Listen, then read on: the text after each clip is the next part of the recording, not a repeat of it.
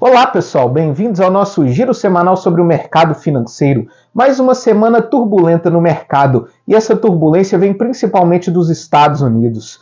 Começamos com a desistência de Joe Biden de concorrer à Casa Branca nas eleições do mês de novembro. Ele indicou sua vice, Kamala Harris, que aliás já aparece melhor do que ele nas pesquisas.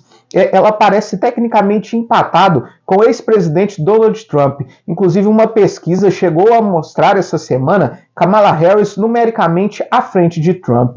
Por outro lado, o Partido Republicano voltou sua pressão contra Biden, alegando que, já que ele não tem condições de saúde de concorrer à eleição, ele também não tem condições de ser presidente do país e exigiu a sua renúncia imediata.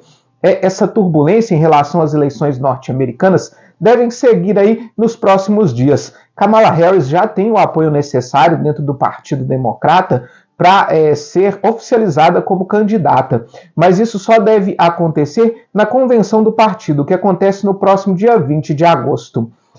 Enquanto isso, continua a derrocada das empresas de tecnologia. A decepção dos investidores com a inteligência artificial veio muito forte, principalmente depois do balanço da Alphabet, que é dona da Google. Os altos custos em relação à manutenção da inteligência artificial levantou um questionamento dos investidores de quando vai haver o retorno desse investimento. Isso fez com que a Nasdaq, que é a bolsa da tecnologia dos Estados Unidos, encerrasse mais uma vez em queda. Caiu 3,16% essa semana e já apresenta aí uma queda de mais de $1 trilhão só nas últimas 2 semanas. Mas lembrando que no primeiro semestre a Nasdaq teve uma valorização aí de $5 trilhões e resta saber se isso é apenas uma realização diante da forte alta do primeiro semestre ou se de fato nós teremos aí uma queda acentuada das empresas de tecnologia.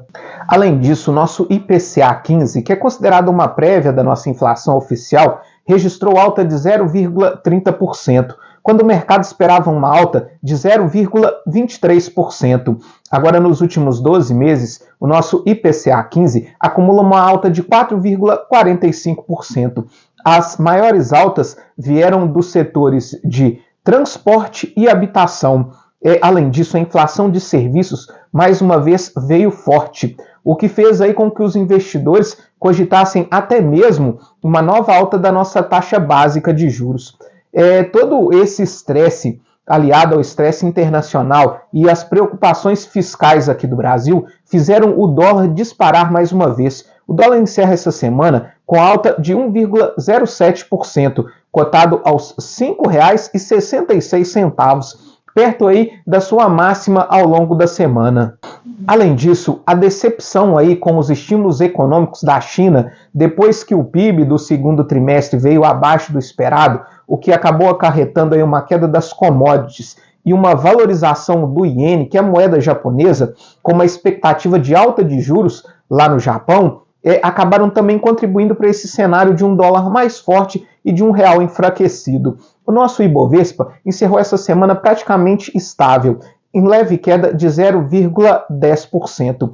As commodities encerraram em queda. O petróleo encerra com uma queda de 1,82%, com barril Brent, referência para Petrobras, cotado aos $81,13. Já o minério de ferro caiu 1,40%, com a tonelada cotada aos $106,56. Lá nos Estados Unidos, o S&P 500 também caiu, puxado para baixo aí pela Nasdaq, e encerra essa semana em queda de 1,54%. Já o Dow Jones, que é a bolsa aí das empresas mais conservadoras dos Estados Unidos, encerra essa semana em alta de 0,43%. A Europa também encerra em alta essa semana, alta de 0,31% no Stoxx 600.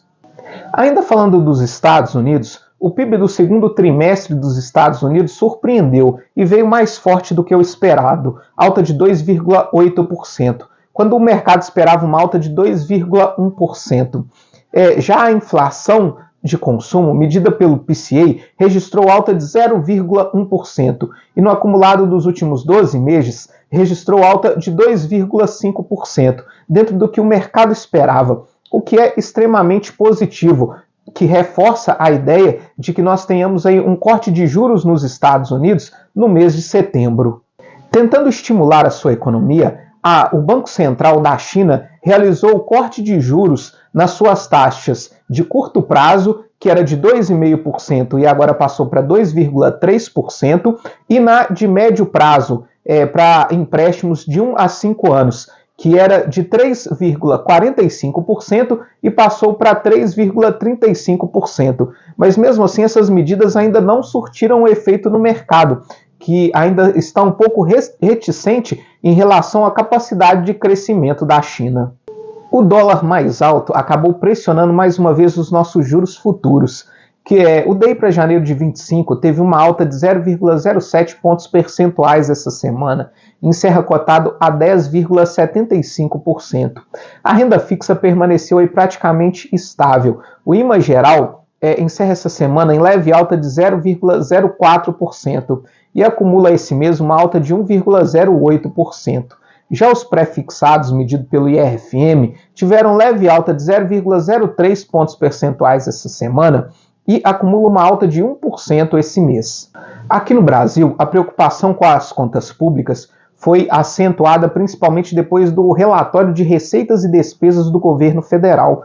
O governo federal apresentou um déficit primário de 38,8 bilhões de reais. Mais uma vez, o Ministério da Fazenda reforçou a necessidade de reequilibrar as receitas e despesas para conseguir aí atingir o equilíbrio das contas públicas e assim poder cumprir o arcabouço fiscal. O ministro da Fazenda, Fernando Haddad, participou de reunião do G20 ao longo dessa semana e acabou propondo aí um novo imposto. O ministro da Fazenda propôs um imposto global sobre os chamados super ricos. Ele propôs aí taxar esses super ricos em até 2%, o que, segundo ele, poderia arrecadar aí cerca de 250 bilhões de dólares, o que poderia ser utilizado aí para erradicar a fome no mundo.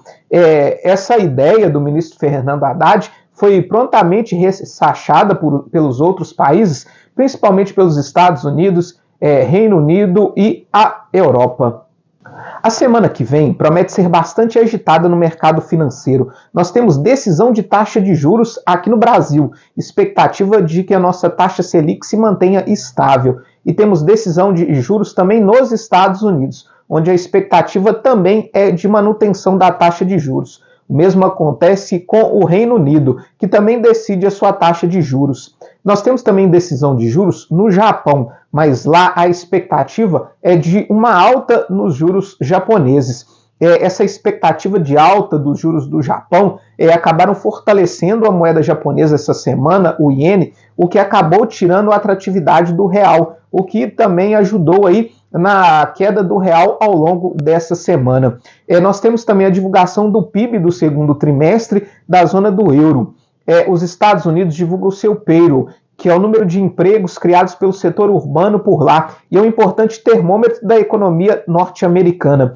E fica a expectativa também pela publicação do decreto presidencial do dia 30, que vai aí detalhar o corte dos 15 bilhões de reais. A ministra do Planejamento, Simone Tebet, já falou que estão conversando com os outros ministérios, os outros setores do governo, para poder apresentar o detalhamento desse corte de despesas, e vai ser apresentado esse decreto no próximo dia 30, detalhando aí de onde vão sair os cortes na ordem de 15 bilhões de reais.